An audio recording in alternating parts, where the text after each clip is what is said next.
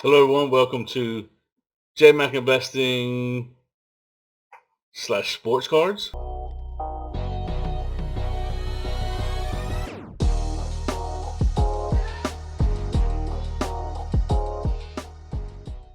I'm going to be rebranding this channel a little bit, and this video is dedicated to discussing some of the ins and outs, the whys of why I'm transitioning this channel from the Educated Investor Show to Sports Cards as well. So I hope everyone is doing well today. If you're unfamiliar with my channel and you're unfamiliar with me, I've been on YouTube for about a year and a half, going on closer to 2 years, with a couple channels that were solely dedicated to stock market investing, ETFs, traditional stock investing.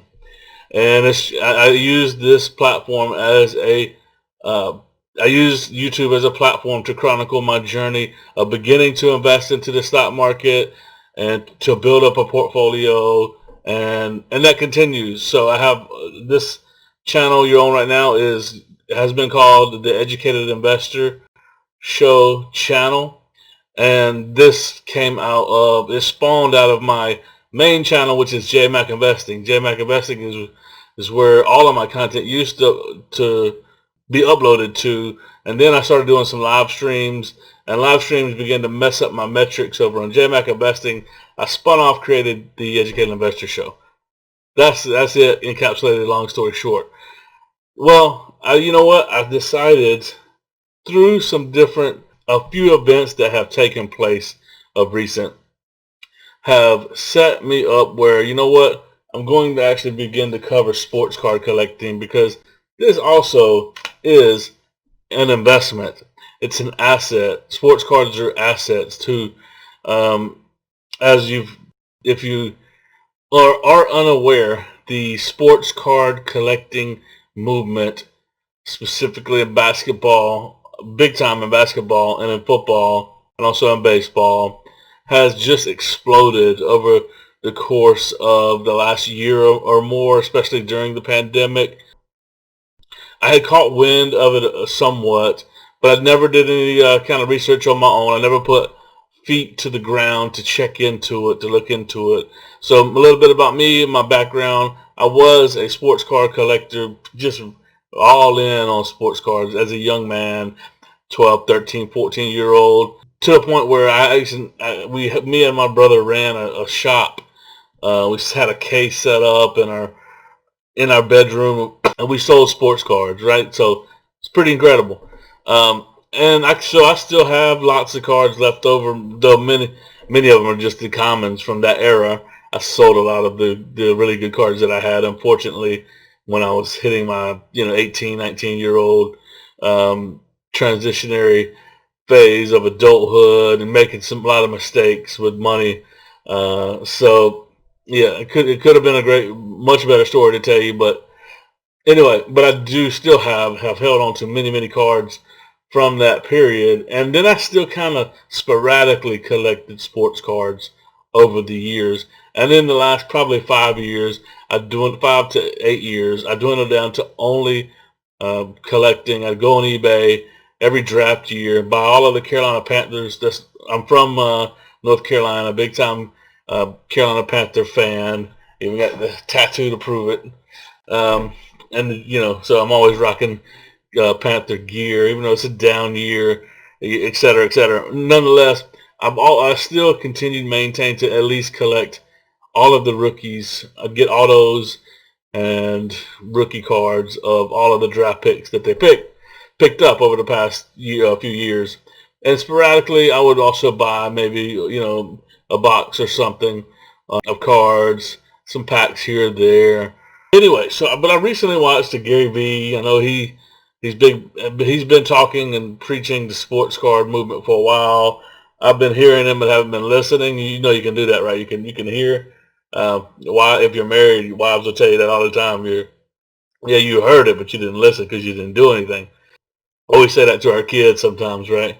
So anyway, you know what? But just out of just curiosity, I said, you know what? I watched a Gary Vee video. It was very compelling in the fact that he was talking about, a lot of these are going to become the huge mega stars that actually retire and are mega stars, not ones that retire early or kind of halfway hit the mark. The Michael Jordans, the LeBron Jameses, the Tom Brady's, just the absolute rock star, superstar players. Their sports cards have the potential to, at some point in the near future, 20, 30 years, become almost like classic art.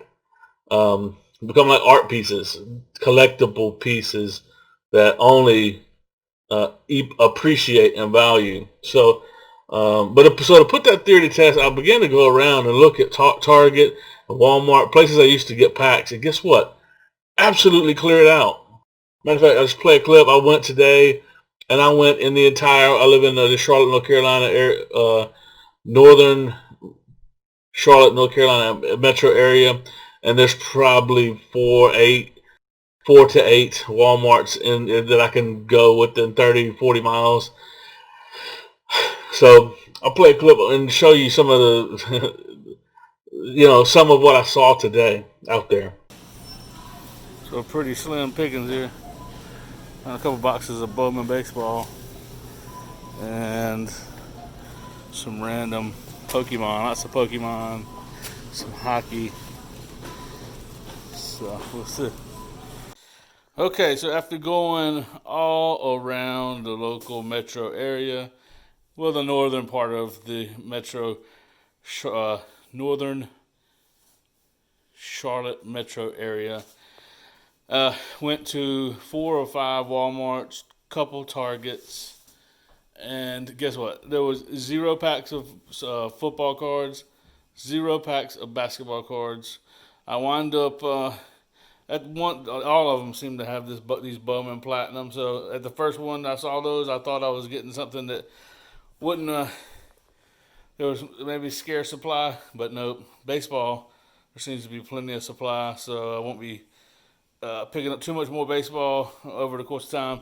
I just wanted to make sure I had something. I'm kicking off the collection again, so I wanted to get something going.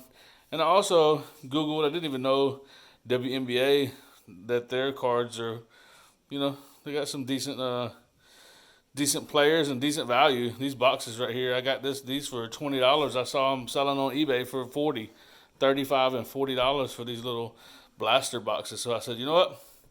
That'll mix it up a little bit. I'm gonna hit up a local card shop, a hobby shop here, and try to maybe get a hobby box. And then I'm probably gonna have to go online. I can't believe it. You guys were right. Sports cards have exploded, and the supply, the demand has completely overtaken supply. So it is a scarce amount of supply out here, and it gets balled up immediately. So, wow. What a time to be alive. So, after that, I was like very discouraged. I did pick up a couple packs here or there of some things I didn't want. I didn't really want baseball cards. I obviously didn't want WNBA cards. But I thought, you know what? I'm going to try it differently this time. So I'm kicking off collecting again. And I'm also going to be doing some things here on the channel associated with it. I figured, you know what? I'm going to take advantage of this opportunity. I'm going to chronicle this new journey of collecting. I'll be selling some cards. I've always had an eBay store that's always been active that I occasionally buy or have been doing mostly buying on. But I'm going to begin to sell some cards, sell some packs, maybe sell some boxes. I'd even also personally always have wanted to own a card shop. So that's something that maybe I'll work towards through the combination of sports card investing and stock market investing. Get to a place of financial independence and freedom. That's what I always talk about, right?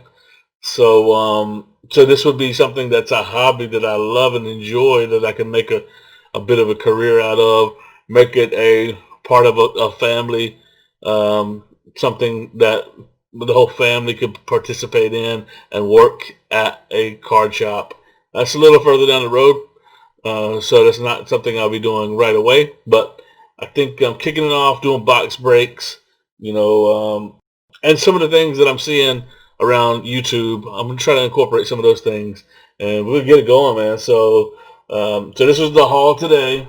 You see, picked up quite a few. A lot of it's not hobby. There's one hobby box here, a score hobby box.